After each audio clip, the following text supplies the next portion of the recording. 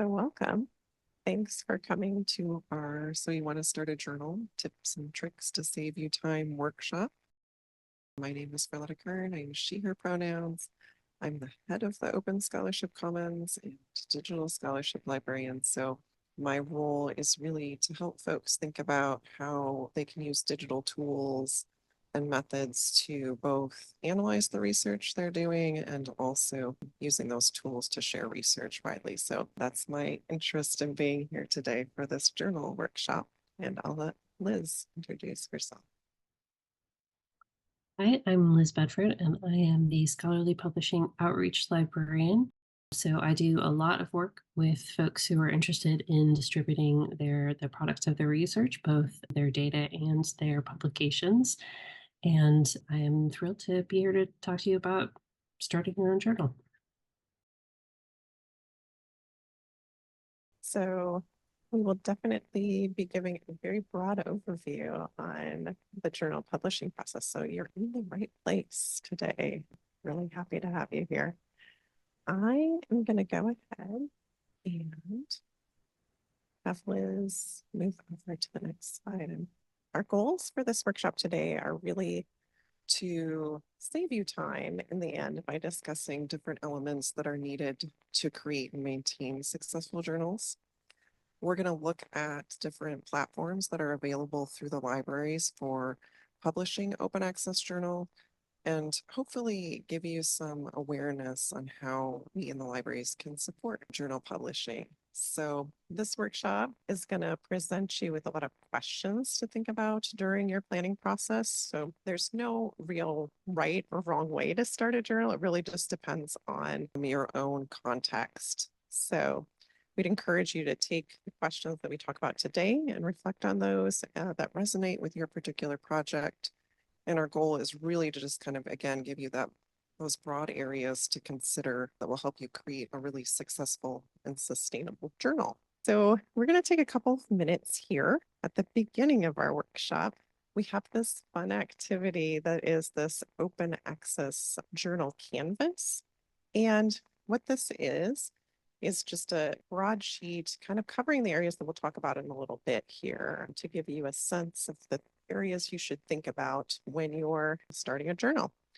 So if you have a journal in mind, I'm going to encourage you to go through those different areas on the journal canvas, fill out as many as you can. And if you don't have a journal idea specifically in mind, we have these really great student created journals here that we would love to have you kind of look through and see how easy it is to identify the different elements of the journal canvas, looking at those journal pages. So we'll take maybe 5 or so minutes just to kind of look at this, think through these different activities, and we'll come back then after that and kick on to our workshop.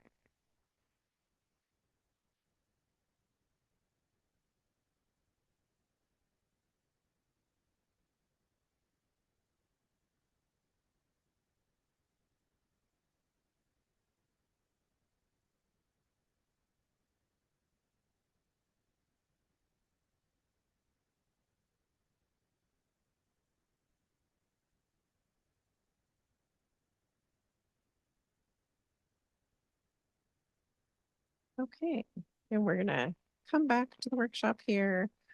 Hopefully this was a useful activity for you to kind of see the different elements that go into the journal planning process. As mentioned earlier, we're going to dive deeper into each of these topics. So if there was an area of that journal canvas that didn't make sense or you had questions about, we will talk about those more in more detail here. So hopefully this is really helpful as you're doing some initial thinking and planning. So we're going to talk about journal planning now and the different aspects that you might want to consider when you're planning your journal. So we can go to our next slide here. And one of the things that you want to think through is why you want to start this journal in the first place. So what is the purpose of your journal? Make sure that your scope for your journal is really clearly articulated. You want to make sure people understand what's unique about this particular journal compared to others that might be in a similar field of study. You're also going to want to think about your audience. So who is your audience? How are you going to build that audience over time? How are you going to connect that audience and maintain those connections? And then you want to think about from the very start, what type of journal you're going to create. So what type of content will be part of this journal? Are you thinking this is going to be a purely text-based journal? Are you interested in incorporating any media materials, any visual materials that will influence how you want to set up your journal and the different other planning pieces that we'll talk about here in a few minutes? The next area we'll look at is the publication cycle. So you want to think through how often you want to publish your journal and make sure that this is articulated well to both your authors and your readers. So again, consistency is really helpful when you're trying to establish and maintain an audience. So thinking through those pieces early, and you can see here there's a lot of different options for publication cycles. So it's really up to you, but making sure that once you set something in motion, that it's very consistent. All right. And so the next slide, I want to think through who you want involved in the creation of your journal. So as you might know, journals have an editorial board that oversees the production of the journal. So you're going to want to think about who's going to serve on that editorial board. And this could be any range of possibilities. You can see a list here, but that doesn't include everything. We had a really great panel of student journals last week, and there was one journal in particular that was developing a position for communications and outreach and a whole team designed to do that sort of connecting with audience and social media presence. So that isn't represented here, but that might be really valuable for your journal too. There's a source that's listed here in the slides called the Public Knowledge Project, and they have a really great guidance on the various roles that could be included in this editorial board. It also includes a really great list of job descriptions. So if you want a place to start from to figure out what does a managing editor do compared to a section editor, that can be a really great place to look. And another thing you're going to want to think about is how you're going to make sure you document the creation and the planning process of your journal over time so that as new editorial board members transition over time, that history and that decision-making process isn't lost. So you want to make sure you have smooth transitions between board members. You may want to rotate or alternate years that they rotate off of your editorial board. So these sorts of things. The last role here listed is the peer reviewer. So we wanted to talk really briefly about peer review and some considerations for that as you create your journal. So we can go to the next slide. So peer review, if you're not familiar with peer review, is just sort of this process of having experts review the quality and the content of the journal submissions to make sure they're in line with what the field of research is. So it may be useful for you to think about adding a peer review element to your journal. There are 3 different models we have outlined here. The blind, where the authors do not know who the reviewers are. The double blind, where neither the authors nor the reviewers know who each other are. And then open, where everybody knows who's the reviewer and who's the author. So you can kind of think through which of these models are of interest to you. There are some guidelines for developing peer review that peer reviewers can use that's available again through the Public Knowledge Project or PKP. It can be really helpful as you're bringing folks into your peer reviewing process to have some guidelines in place for them to consider of how you'd like them to participate in that peer review process so that you have, again, that sort of consistency in how other folks are doing their reviews. I think we can go to the next slide, which I think is just a really quick overview of how the peer review process works.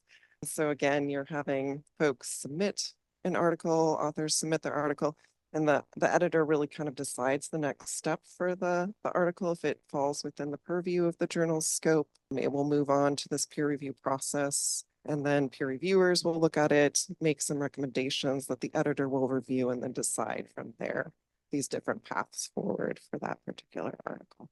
All right. The next thing we want to talk about is planning for guidance for authors.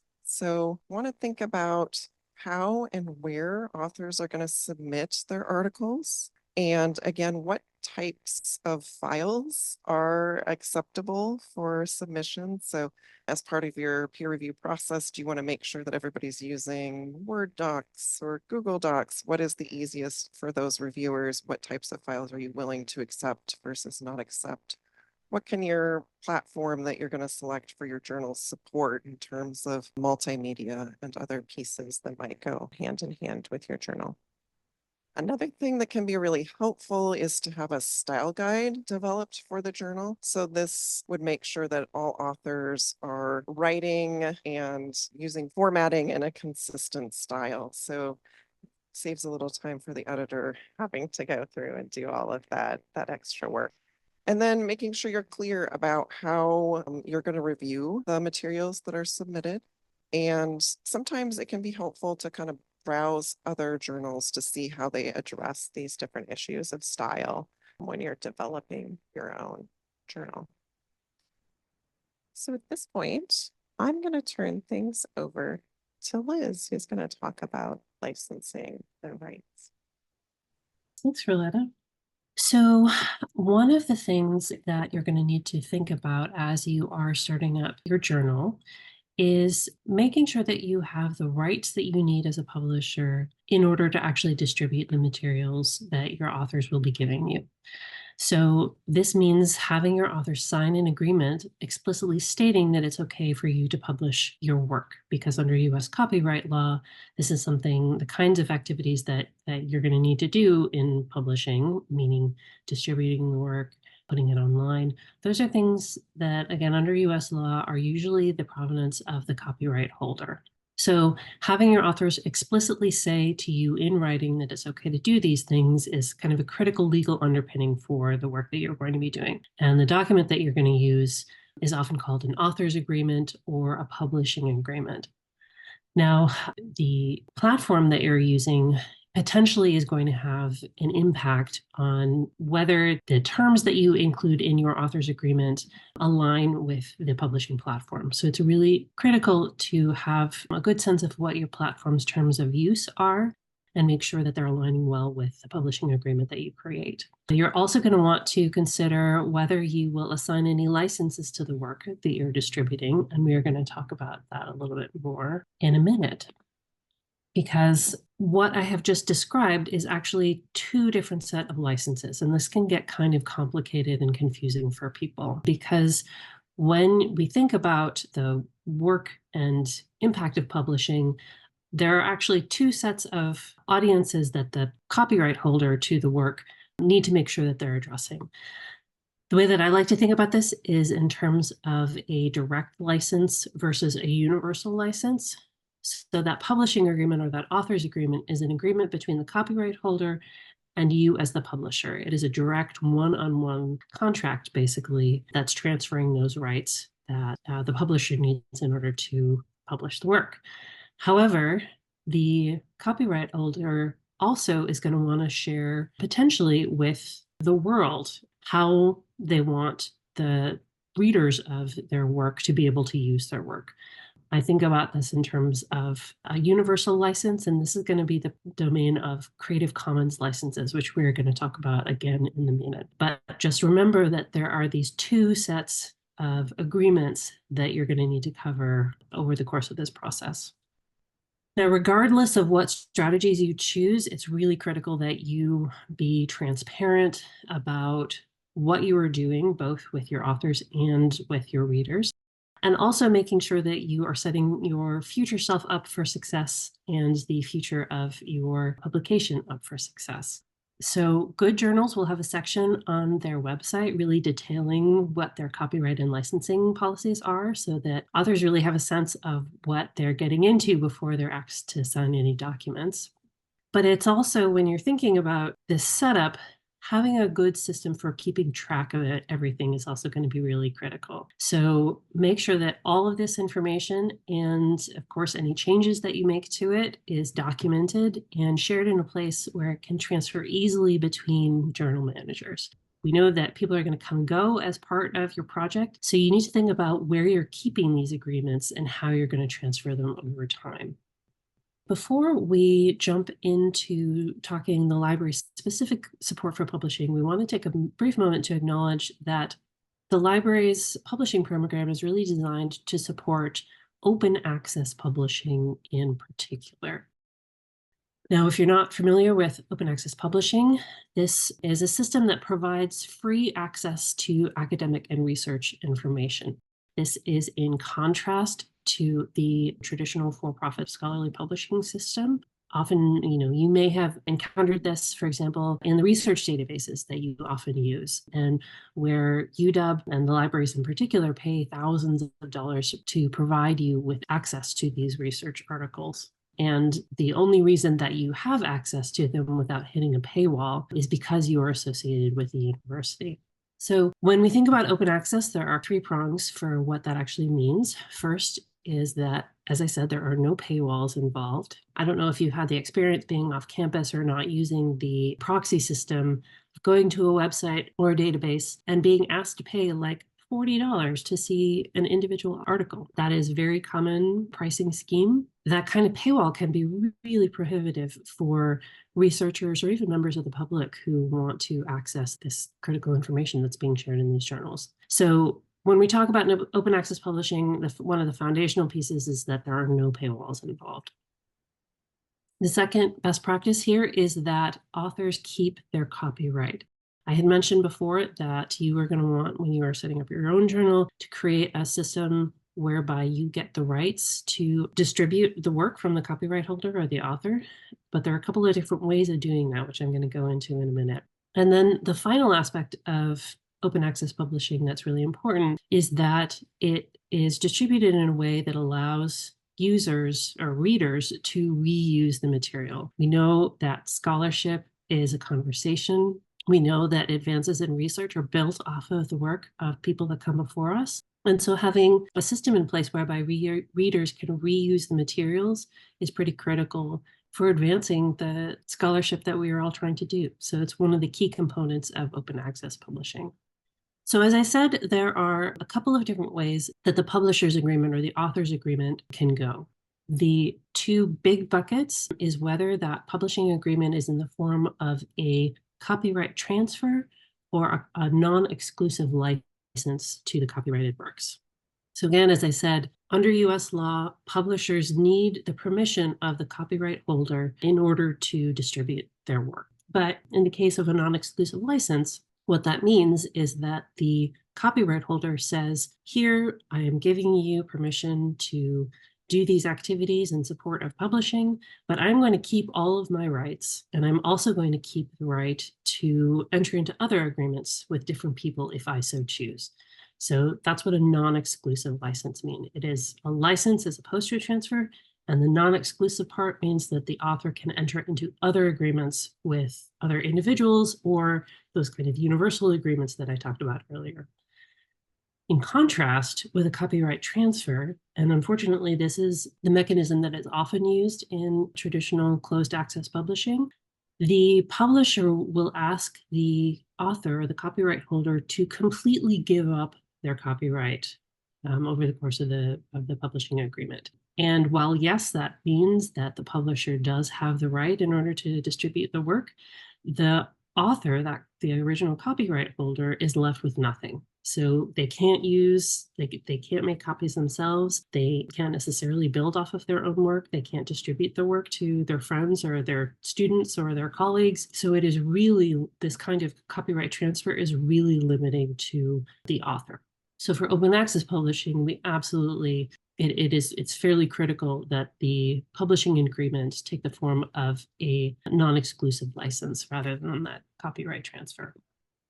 Now, for the third prong about making sure that readers can reuse the material, I want to underline here that accessing something versus using something under the law are two different things. So for example, if you go to the New York Times website and you see the headlines, you see the images, you are accessing that website, you are accessing that material, you are reading that material.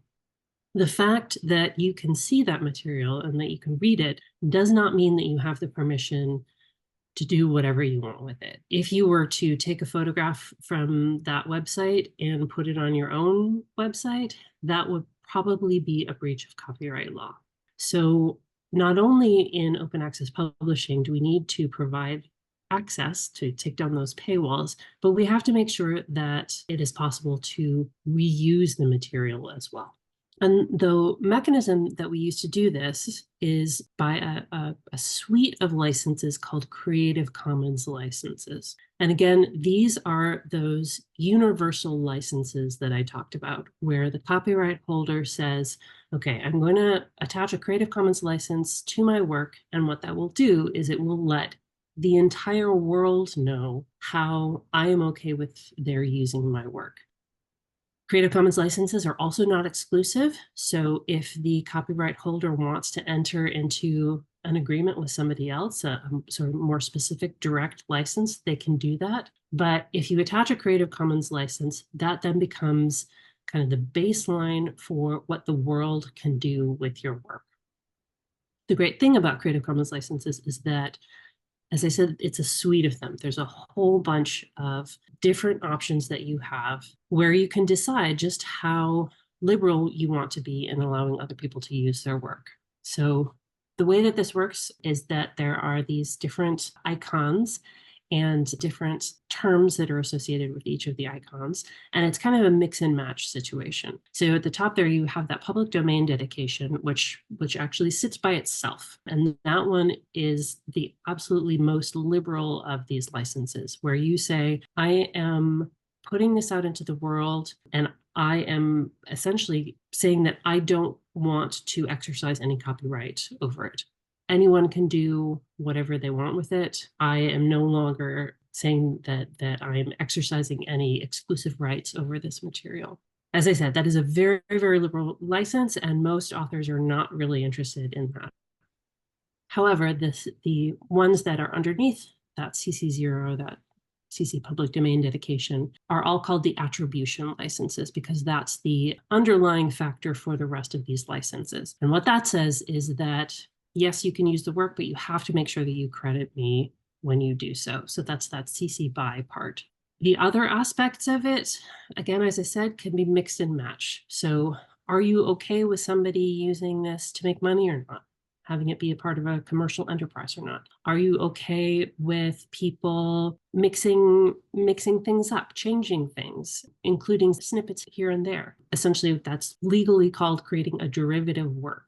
And if you're okay with that, great. And if you're not, that's something that you can include as part of your license, that you don't want that to happen. And then that share alike piece is an interesting one, because what that does is say that you want other people, if they do create a derivative work, to also put a Creative Commons license attached to their work.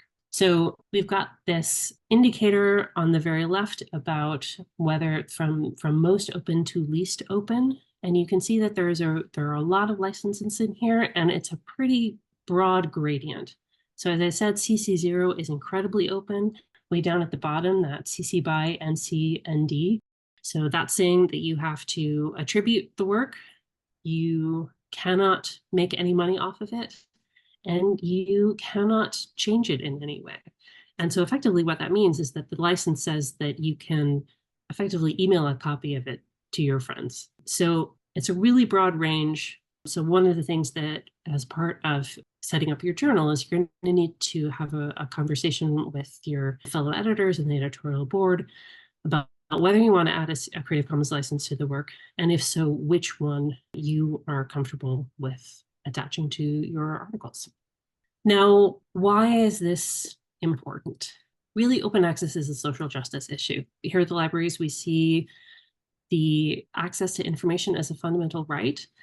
And we're really concerned about the current system where, yes, we are incredibly fortunate to be able to be at a relatively well-resourced institution and provide access to our community members with incredible information. But we know that we're really lucky that way. Research has a great impact when people can easily find it and easily access it. And right now, if things are behind a paywall, think about all of the doctors that are not associated with huge research institutions.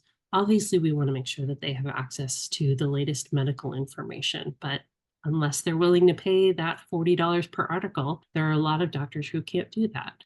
Similarly, other parts of the world that don't have as much money and cannot afford these really very expensive subscriptions. This is a systematic exclusion of people from under-resourced areas of the world, or even here within the United States, institutions that don't have enough money. It's this systematically excluding people from the scholarly conversation. And of course, there are just plenty of people out in the world who could have great benefit from the kinds of material that end up in these journals.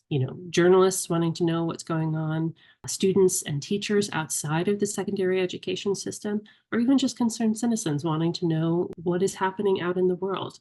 All of these folks do not have access to this research because it is so expensive. From a more directly applicable to authors, it's also important to note that open access publishing is good for authors and it's good for the impact of the work. So we know that, as I said, there's research has a greater impact when people can actually read it. And we have seen in a number of studies that citations actually increase when a work is published open access. So there was a recent study that showed that full text downloads of open access papers were 89% higher as opposed to articles that were not openly available, that they were 42% higher in the PDF downloads, and even just unique visitors were 23% higher than articles from subscription services. So the fact that folks can see this work means that it has more impact in the world. And we've also seen over the course of the COVID pandemic that having this kind of access in a timely manner is really critical. For a lot of situations, it's really important that this research be available immediately. And open access is one of the ways that we make sure that the material is open as quickly as possible. And I'm going to pass it back to Violetta to talk about the specific library support. All right, thanks, Liz. So this is the final section of this workshop, which now that we've sold you on open access publishing, we'll talk about how you can do open access journal publishing through the libraries. So we have two main platforms that are available through the libraries for open access journal publishing. The first one that I'll talk about here is Manifold. You may be familiar with Manifold. It is a digital book publishing platform. It just recently added the ability to also publish journals as well. So we have a link here in these slides to a couple of examples. The first one here is the nice landing page for critical ethnic studies. So in terms of who can use Manifold, Manifold is open for use by any current UW students, faculty, or staff to create journals. You can have contributors to your journal from other universities or other institutions, but we want to make sure that the journal itself is owned by somebody from UW. So if you're browsing some of these examples here for Manifold, you can see it has a really nice landing page for the journal. It looks very flashy. There's options to link to pages with additional content. So if you had pages where you wanted to talk about your aim or scope or your guidelines for authors, you could link those on this landing page very easily. You can integrate social media hashtags and pull social media threads into your journal landing page. You can do peer review work through a function in Manifold called reading groups. So again, allows for that different kind of range of open to closed peer review. And then there's really nice tracking of usage for each issue and down to the article level. So you can see what articles are the most popular in your journal and which issues are the most hitting the most of your readers. The other journal platform that we have through the libraries is called Open Journal Systems. It's often referred to as OJS. We have a link here, I think, to Journal of Indo-Pacific Archaeology on this page. OJS is a little more limited in terms of who can use it. So anything that goes into our OJS system has to have a UW faculty sponsor. We can have folks, again, from other institutions participate in publishing and the, editorial board and all of these pieces, but we want to make sure that someone at UW is sponsoring or affiliated with that particular journal. The journal also must be peer reviewed to be included in OJS. So that's another factor that we look at to consider what's added to that platform. It can do a lot of things. It has more of a management process for the publication process as a whole. So it can accept journal article submissions through the OJS interface. It can help you manage that peer review process and kind of track where different articles are. And it also, like Manifold, has options to track views of articles, downloads, and whatnot. At this point, I want to transition to talking about how the libraries can support you as a journal publisher. And one way that we can do this is through the ability to assign DOIs. You probably have seen there's a little example down here at the bottom of the screen of a DOI. You've probably seen these in different citations of articles, or you've had to add them when you're doing citations for articles. But basically, this is a unique identifier that's associated with that particular object. It could be an article that contains metadata that makes the object easier to find. So a journal can have a DOI, an article can have a DOI. And then on the next slide here, you can find information, including a link to a request form that we run if you want to request a DOI be made for your article or journal. And then this down here also lists the information that we would need to process that request. So hopefully make that a little smoother for you.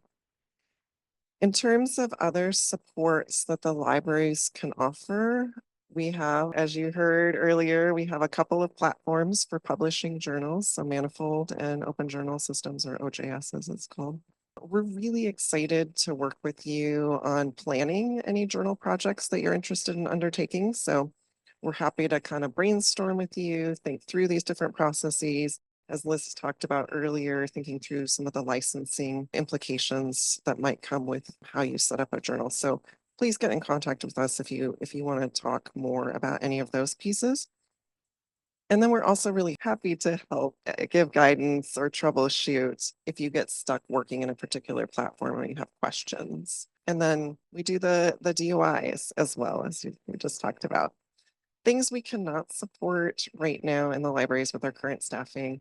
We don't have folks who can do editing work for your journal. So that's something you would have to think about how you were going to manage. We don't have options for helping you to identify editorial board members or peer reviewers for your journal. So that's something, again, we would expect you to manage.